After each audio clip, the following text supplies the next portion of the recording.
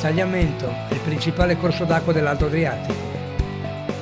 Scorre placido e uniforme nel suo tratto finale, che si sviluppa per una ventina di chilometri nella Tisanese fino alla Foce. Foce che è situata tra la spiaggia friulana di Gnano Sabbiadoro e quella veneta di Bibbiena. Forma ampie e frequenti anse che sono costellate da variegate forme di vegetazione e sono popolate da novifauna di pregio. Un patrimonio ambientale che specialmente nel secolo scorso era appetibile per l'attività venatoria, tanto che lo scrittore e giornalista Ernest Hemingway venne dagli Stati Uniti per abbeverarsi del suo sinuoso paesaggio fluviale e per cacciare. Ospite della famiglia tisanese dei conti Keckler e fu così affascinato dal fiume da ispirarsi per le pagine del romanzo di Là dal fiume, tra gli alberi.